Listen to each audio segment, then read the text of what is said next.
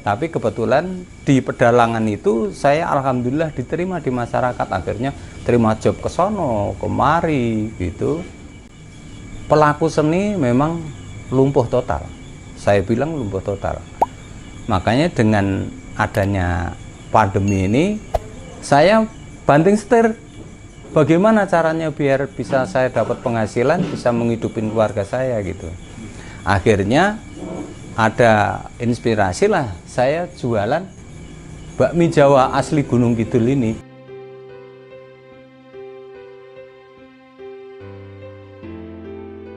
Saya asli dari Gunung Kidul. Nah, pertama kali merantau ke Jakarta tuh di tahun 83.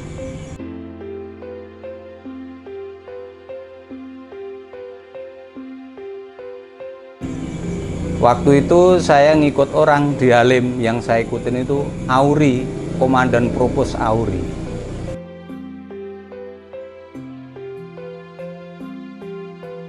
Nah, setelah saya ngikut beliau itu, saya sekolah sampai lulus STM. Saya jurusan mesin.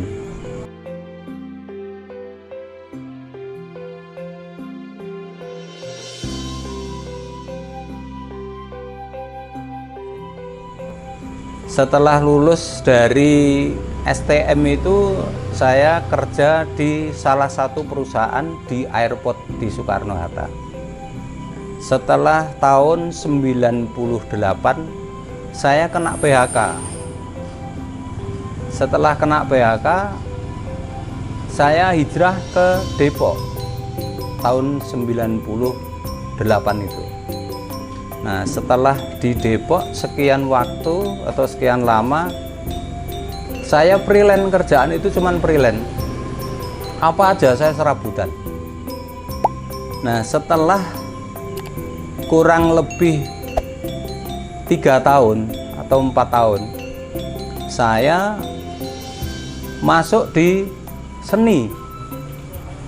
Jadi setelah PHK itu saya nggak nyari kerjaan lagi, setelah freelance saya masuk ke seni. Tahun 2003 saya masuk seni. Ya kerawitan, ya campur sari, bahkan saya masuk di pedalangan. Yang saya dalemin di pedalangannya itu. Nah, setelah pedalangan itu saya pelajari, ternyata saya itu diterima di masyarakat.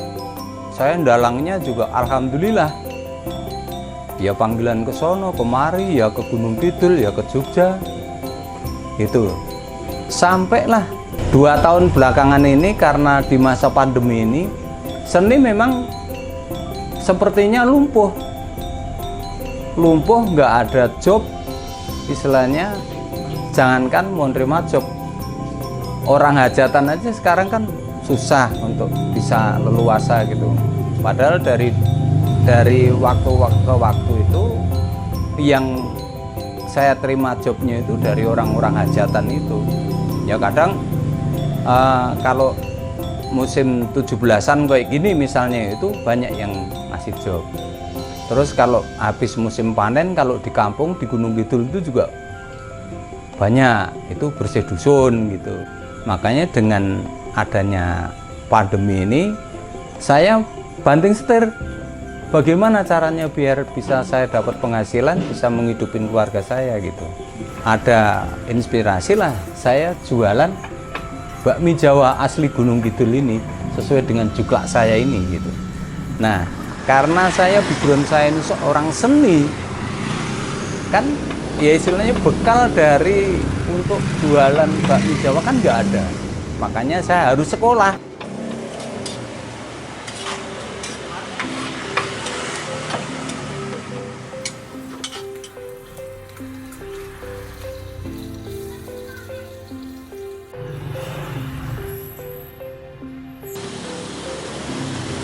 Sekolahnya 2 minggu, saya langsung praktek di sini.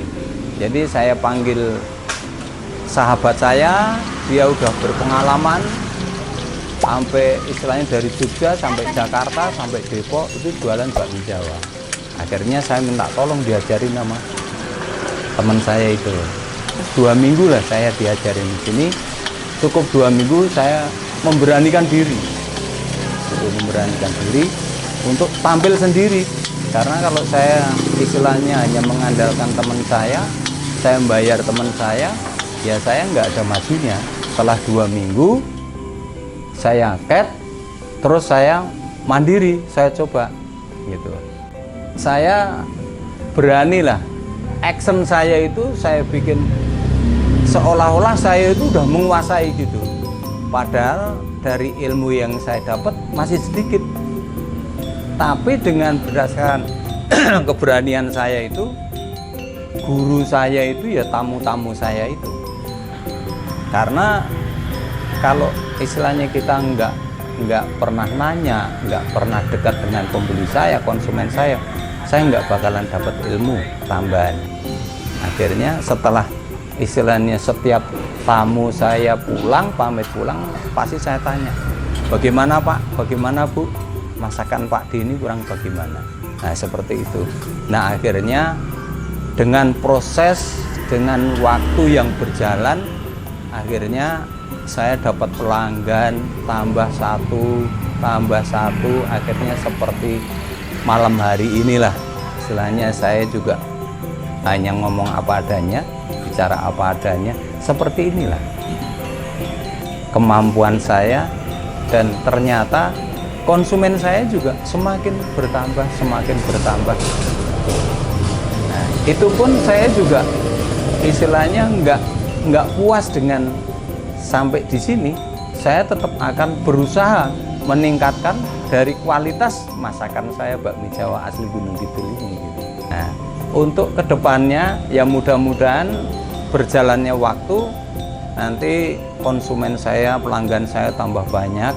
Nah ini juga mau saya perlebar, mau saya tambah ke belakang lagi, biar istilahnya konsumen saya nggak balik kanan, istilahnya karena tempatnya penuh, jangan sampai, biar bisa nampung konsumen saya. Dan mudah-mudahan kalau misalnya masa pandemi ini udah selesai, ini setiap 2 minggu sekali, setiap malam minggu akan saya adakan jelemen wayang gitu, biar istilahnya budaya kita itu biar tetap berlanjut gitu. Jadi masyarakat yang selama ini itu vakum ataupun pelaku seni ini vakum, biar bangkit lagi gitu. Dan biar dikenal masyarakat khususnya di Depok, ya umumnya di daerah istilahnya Pulau Jawa ini, biar jangan sampai putus sejarah budaya adiluhung ini gitu. Saya persiapan untuk jualan ini dari jam 2 siang itu saya udah persiapan, udah masak ya, dari nasi udah masak, terus sayurannya juga udah kita siangin semua, terus dari ayamnya juga udah direbus, udah bumbu-bumbunya juga udah kita racik semua. Jadi dari jam 2 itu jam 5 kita harus udah siap, harus sudah buka. Ayam yang kita pakai selama ini ayam kampung. Kalau menu istimewa sini yang paling diunggulkan bakmi godok. Bakmi godok itu ternyata memang mungkin udah melekat di pelanggan-pelanggan kita ini ya. Jadi paling banyak itu memang yang orang cari bakmi godok. Untuk tulangan itu rica-rica itu sebenarnya juga favorit. Itu favorit pelanggan Pak D itu tulangan rica-rica itu. Bahkan kadang-kadang banyak yang nggak kebagian rica-rica itu. Minuman yang paling istimewa di sini adalah teh poci. Teh poci itu saya tehnya pakai teh pecut. Nah, gulanya gula batu, asli dari Gunung Kidul itu ngambilnya. Ya, jadi di daerah sini itu nggak ada gula batunya, juga nggak ada yang seperti saya pakai itu. Selama ini saya itu buka dari jam 5 sampai jam 10, paling lambat jam setengah 11 sudah tutup. Oke teman-teman cepat. Sekarang nih yang udah ada di hadapan saya ada bakmi godong, ada magelangan atau yang biasa disebut mawut juga, dan ada satu lagi tulangan dibumbu rica-rica.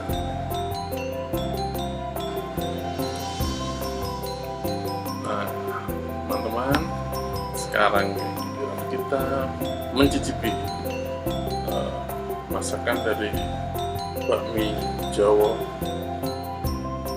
Pakde, yang kita biasa panggil tuh Pakde ya. Ini kebetulan saya pesannya nasi maut. Nasi maut tuh ada campuran mie campur di nasi. Jadi kalau menurut saya itu lebih enak, lebih ngenyangin gitu maksudnya, gak cuma nasi aja.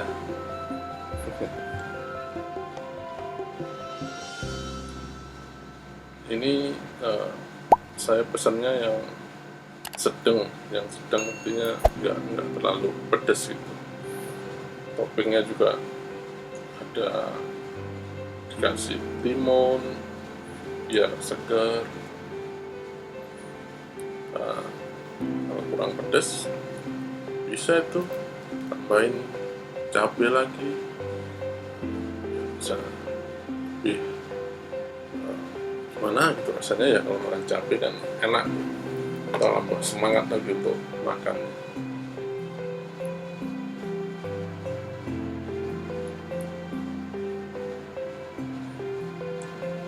Sini juga ada ayam, toppingnya tambah ayam.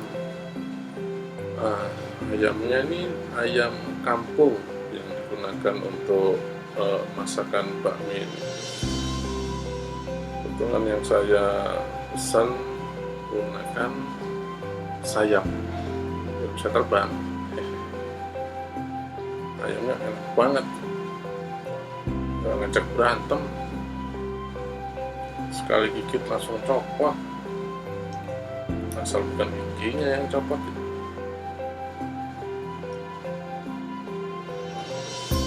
Saya terus makan dulu ya teman-teman, habisin dulu nih makanan yang ada di piring saya.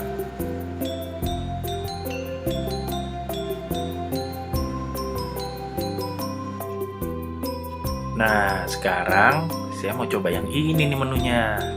Namanya mie godok khas Gunung Kidul. Untuk mie godok ini enak banget kalau dimakan pas panas-panas. Jadi di sini ada sayurnya, kemudian ada telurnya, kemudian ada ayamnya, ada tomatnya. Aduh, gak sabar nih pengen nyobain. Seruput dulu kuahnya.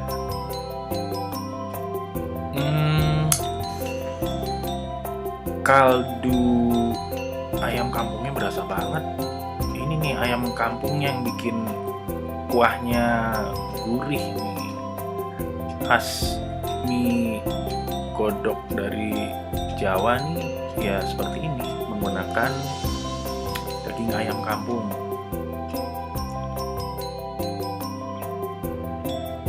Oh iya, untuk harga seporsi mie godok Gunung Kidul ini nggak mahal, cuma Rp15.000 saja. Porsinya gede loh, ini porsinya banyak nih, makan satu aja kenyang. Nah, nanti kalau kalian misalkan kesini, jangan lupa pesan yang satu ini nih, minuman khas dari Jawa Tengah, teh poci. Teh pocinya ini menggunakan gula batu, dan tehnya juga diimport langsung dari Gunung Kidul. Teh dan gula batunya diimpor langsung dari sana. Jadi rasanya seger Wah, pokoknya ini udah pas banget lah makannya mie godok dari Gunung Kidul, teh gula batu juga dari Gunung Kidul.